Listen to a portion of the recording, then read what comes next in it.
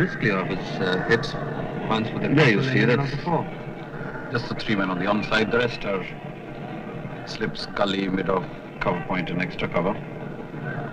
Just those 3 men. A very risky and a very ill-conceived shot.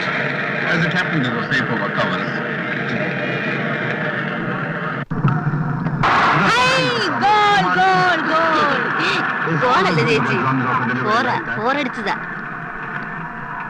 തല്ലിപ്പൊളി കളി ഒന്നും മനസ്സിലാവുന്നില്ല. നമ്മുടെ നാണം പന്തം പറ്റായിരുന്നെങ്കിൽ കാണാൻ എന്ത് രസമായിരുന്നേനെ. അറിഞ്ഞുകൂടെങ്കിലും വെറുതെ കണ്ടുകൊണ്ടിരിക്കണം ചേച്ചി. ഇപ്പൊ പെണ്ണുങ്ങളൊക്കെ ക്രിക്കറ്റ് കാണുന്ന ഒരു ഫാഷനാ.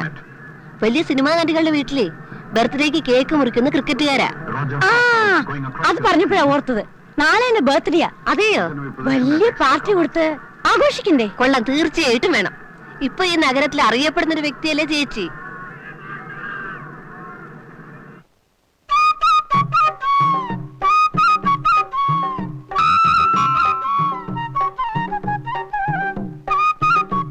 വിത്ത് ലവ് ടു രേവതി.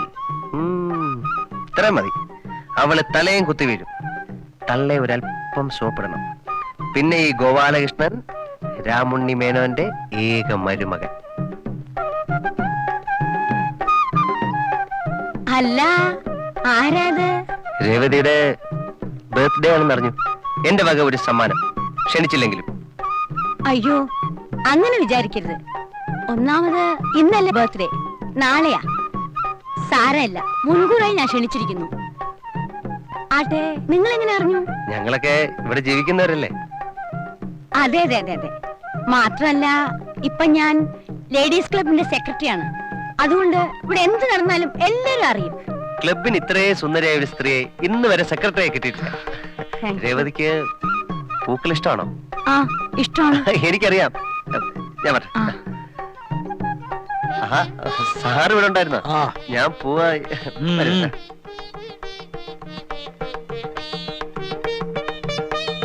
ഒരു പൂവാലൻ സ്റ്റൈലിൽ പൂവും കൊണ്ടാണുള്ള വരവ്. അവന്റെ ഒരു പഞ്ചാര തൊലി. എന്റെ ഊഹം ശരിയാവുണ്ട്. എടുത്തോളാം. Good morning. മോർണിംഗ്. നല്ല ആളാ. ഇന്നലെ ബർത്ത്ഡേ എന്ന് കള്ളം പറഞ്ഞല്ലേ? ശരിക്കും ഇന്നലെ ബർത്ത്ഡേ. ആര് പറഞ്ഞു? ഞാൻ വീട്ടിൽ വന്നിരുന്നു. അമ്മ പറഞ്ഞു എന്നെ പാർട്ടി ക്ഷണിച്ചിട്ടുണ്ട്. യെസ്. ഞാൻ കൊണ്ടുവന്ന പൂക്കൾ കിട്ടിയില്ലേ? പൂക്കളോ? അമ്മയുടെ കൈ കൊടുത്തിരുന്നല്ലോ. ഓ, പൂക്കൾ. ഫ്ലവേഴ്സ്. കിട്ടി കിട്ടി. അതിൽ എന്താ എഴുതിയിരുന്നെന്ന് വായിച്ചോ? ഞാൻ വായിച്ചു. എന്നാ പറയൂ, എന്താ എഴുതിയിരുന്നത്? അത് പറയാൻ നാണാണല്ലേ?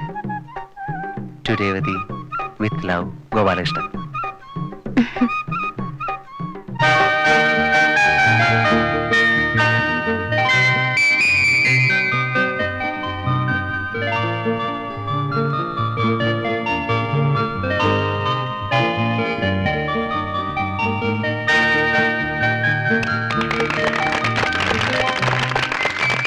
Happy birthday to you. Happy birthday to you. Happy birthday to you. Happy birthday to you.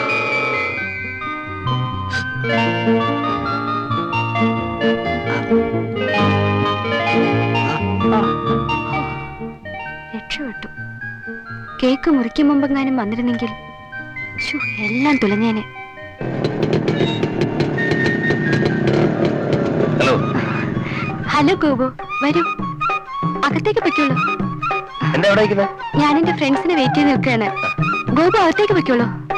ശരി, അകത്തേക്ക്.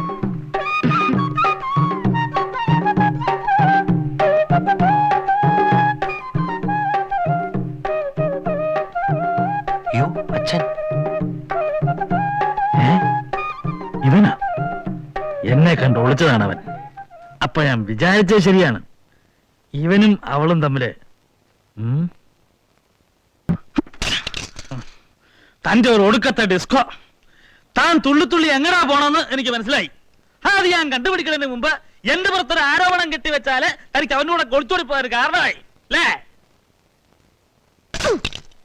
ഏതവൻ?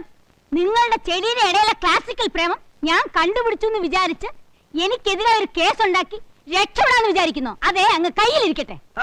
ഞാൻ വെറും കോന്തനാണെന്ന് വിചാരിച്ചോ താനെ? ഒക്കെ എനിക്ക് മനസ്സിലാവുന്നുണ്ട്. തന്റെ ഈ ഇംഗ്ലീഷ് തുള്ളല് ഞാൻ ഇന്ന് നിർത്തും. എന്നാലേ നിങ്ങൾ ഇനി പട്ടുപാട്ടും കേൾക്കൂല. എന്റെ റെക്കോർഡില് തൊട്ടുപോകരുത്. എന്നാ ഇനി എന്റെ ഇംഗ്ലീഷ് തൊട്ടുപോരുത്. അധികം കാലം ഇനി നമ്മൾ ഒന്നിച്ചു പോവില്ല. വേണ്ട, 3 കുട്ടിയാനപ്പുറത്തെ സ്വർണ്ണം അതിന്റെ പലിശ ഇനി തന്നെ ഞാൻ പോയിക്കോളാം. അപ്പൊ ഇത്രയും കാലം തിന്ന് ഉടുത്തു പിടിച്ച കാശോ? ഞാൻ നിങ്ങൾക്ക് വെച്ച് വിളമ്പില്ലേ, അതിന്റെ കൂലിയായിട്ട് കൂട്ടിക്കോ. കണ്ടവന്റെ കൂടെ അരിഞ്ഞാടാൻ നടന്നിട്ട് താൻ എന്റെ മെക്കിട്ട് കയറാൻ വരിക? അഴിഞ്ഞാടെങ്കിലേ കണക്കായി പോയി. നിങ്ങൾക്കാവാമെങ്കിൽ എനിക്കും ആവാം. തനിക്കാവാൻ വെച്ചാൽ എനിക്കും ആവാം. ആയിക്കോ, ആര് വേണ്ടെന്ന് പറഞ്ഞു. പക്ഷേ എന്റെ കാര്യത്തിൽ മേലാൽ ഇടപെടണം. മേലിൽ എന്റെ കാര്യത്തിൽ താനും ഇടപെടരുത്.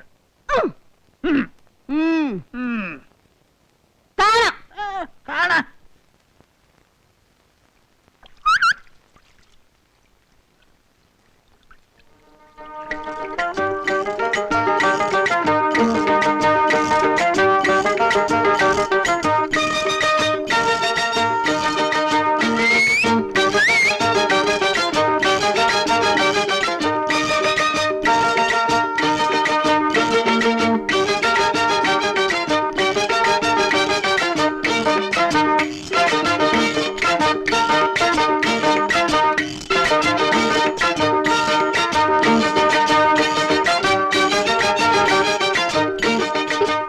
ഇവിടെ ഒന്നും വാങ്ങിക്കൊള്ളാത്ത നിങ്ങളല്ലേ?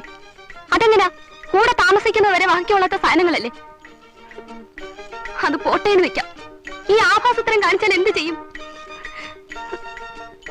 വേറെ എവിടെയെങ്കിലും മുറി കിട്ടിയിരുന്നെങ്കിൽ ഈ അലവലാദികളുടെ കൂടെ താമസിക്കാതെ കഴിക്കായിരുന്നു.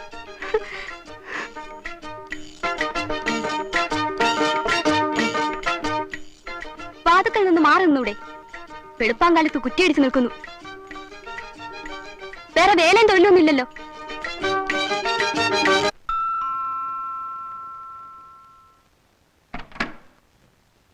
ആരാ? ഞാൻ ഗോവിന്ദപിള്ള. അകത്തേക്ക് വരണം.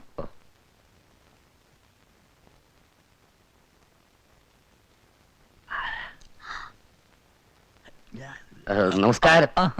നമസ്കാരം. ഞാൻ ഗോവിന്ദപിള്ള. മനസ്സിലായില്ല. ഇവിടത്തെ ഒരു പുതിയ ബന്ധുവാണ്. ഇപ്പോ ബന്ധു എന്ന് പറഞ്ഞാൽ വളച്ചു കെട്ടില്ലാതെ പറയാം. കേൾക്കുമ്പോൾ ക്ഷോഭിക്കരുത്. ഇല്ല. എന്റെ മകൾ നിങ്ങളുടെ മകനെ വിവാഹം കഴിക്കാൻ തീരുമാനിച്ചു.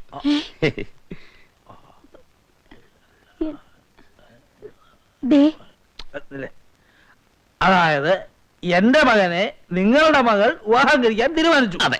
അത് നിങ്ങൾ തീരുമാനിച്ചാൽ മതിയോ? പിന്നെ ഞാനല്ല, അവർ തമ്മിൽ നിശ്ചയിച്ചതാ. മോതിരം മാറലും കഴിഞ്ഞു. എന്റെ ദൈവമേ, ഞാൻ എന്തായി കേൾക്കുന്നത്? നിങ്ങൾ പറഞ്ഞത് സത്യമാണല്ലോ അല്ലേ?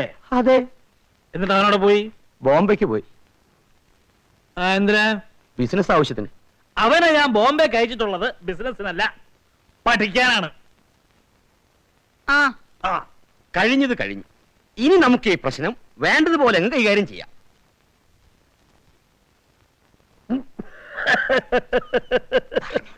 അവൻ എന്റെ മകനാണെങ്കിൽ ഞാൻ പറയുന്ന പെണ്ണിനെ അവൻ കല്യാണം കഴിക്കൂ. അത്രേ ഉള്ളൂ. അപ്പോ ഈ കഴിഞ്ഞതൊക്കെ മോതിരം മാറിട്ടല്ലേ ഉള്ളൂ, താലി കെട്ടിട്ടില്ലല്ലോ. ആ മോതിരം അങ്ങോട്ടും കൂടി തന്നേക്കാം, പ്രശ്നം തീർന്നല്ലോ. അങ്ങനെ ഊരിറിഞ്ഞിട്ട് പോകാനേ എന്റെ മകൾ വഴി കിടന്നൊന്നുമല്ല. മഹിമ എന്ന് എഴുന്നള്ളിക്കണ്ട. തന്റെ അല്ലേ മോള്, തന്നെ കണ്ടറിയാം അവൾ എങ്ങനെ ഇരിക്കുമെന്ന്. എന്താ മീശ ഉണ്ടാവോ? രാമുണ്ണി മേനോൻ വലിയ ആളാണെങ്കിൽ കയ്യിലിരുന്നാ മതി. ഈ ഗോവിന്ദപ്പിള്ളയെ നിങ്ങൾക്കറിയില്ല. കൊല്ലും കൊലയും നടത്തിയ കുടുംബത്തിലായി ഞാൻ. എന്റെ അച്ഛന്റെ കത്തിയിൽ ചോറുണങ്ങിയ ദിവസങ്ങൾ ഉണ്ടായിട്ടില്ല. ആ അച്ഛന്റെ മോനാ ഞാൻ. അപ്പൊ അച്ഛന് ഇറച്ചിപ്പെട്ടാണോ ജോലി? ആക്ഷേപിക്കാണോ? ഉള്ളത് പറഞ്ഞാൽ എങ്ങനെ ആക്ഷേപാവുക? ഒന്ന് പേടിപ്പെടുത്താ പോണ സാർ. ചെറുക്കനെ ഇന്ന് തന്നെ ടെലഗ്രാം അടിച്ചു വരുത്തണം. അവൻ വരട്ടെ, അപ്പൊ കാണാം. ഇപ്പൊ ഞാൻ ഇറങ്ങുന്നു. ഊണ് കഴിച്ചിട്ട് പോവാം. ബന്ധുവല്ലേ?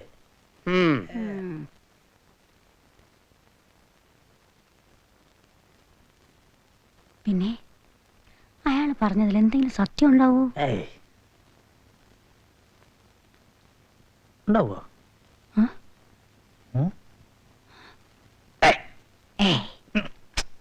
എനിക്കൊരു കാര്യം പിടികിട്ടി. എന്താ? ചേട്ടനും രേവതിയും ഭാര്യയും ഭർത്താവുമല്ലെന്ന്. അതിപ്പോ എങ്ങനെ? നിങ്ങൾ തമ്മിലുള്ള വഴക്കെല്ലാം ഞാൻ ചെവിയോർത്ത് നിന്ന് കേട്ടിട്ടുണ്ട്. അതറിഞ്ഞപ്പോ എനിക്ക് എന്ത് സന്തോഷമെന്നാ. ഞങ്ങൾ വഴക്കിടുമ്പോ അങ്ങനെയൊക്കെ പറയുന്നേ ഉള്ളൂ. പക്ഷെ ഞങ്ങൾ ഭാര്യ ഭർത്താക്കന്മാർ തന്നെ. പിന്നെ എനിക്കറിയാം. ദേ എഴുത്ത് കണ്ടോ? ടു കുമാരി രേവതി. കല്യാണം കഴിഞ്ഞവരെ ആരെങ്കിലും കുമാരി എന്ന് വിളിക്കൂ? രാവിലെ കണ്ണിറുക്കി കാണിച്ചപ്പോ എനിക്ക് തീർച്ചയായി ചേട്ടൻ എന്നെ കെട്ടുമെന്ന്. അപ്പോ സുബ്രഹ്മണ്യ സ്വാമിയോ? അയാളെ പോകാൻ പറ, വായിക്ക് കൊള്ളാത്ത കളവൻ. രേവതി വരുന്നു. ഒരു എഴുത്തുണ്ട് രേവതിക്ക്. വരുന്ന വഴിക്ക് കാണാമെന്ന് വിചാരിച്ചു നിന്നതാ. മനസ്സിലായി. വന്ന് വന്ന് എന്തോ ആകാനായി. അല്ലെങ്കിൽ എനിക്കെന്താ കാര്യം? എന്റെ അമ്മയുടെ എഴുത്തു വന്നു. എന്റെ മുറച്ചിറക്കം വന്ന് എന്നെ കല്യാണം കഴിച്ചോണ്ട് പോകും.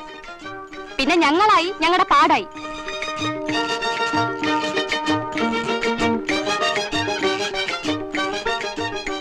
പ്രിയപ്പെട്ട എന്റെ രേവതി കുട്ടിക്ക് അമ്മായി എഴുതുന്നത്, നാളത്തെ തീവണ്ടിക്ക് കുട്ടൻ ചേട്ടനെ ഇവിടുന്ന് അയക്കുന്നു.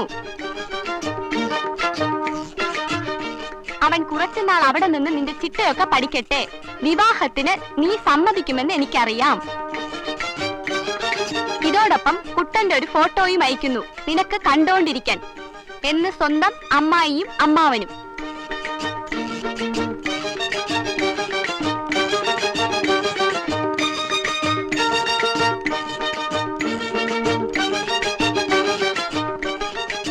മുറച്ചെറുക്കനോ? രണ്ടാമതൊരു വില്ലൻ. ദൈവമേ, ചതിച്ചോ?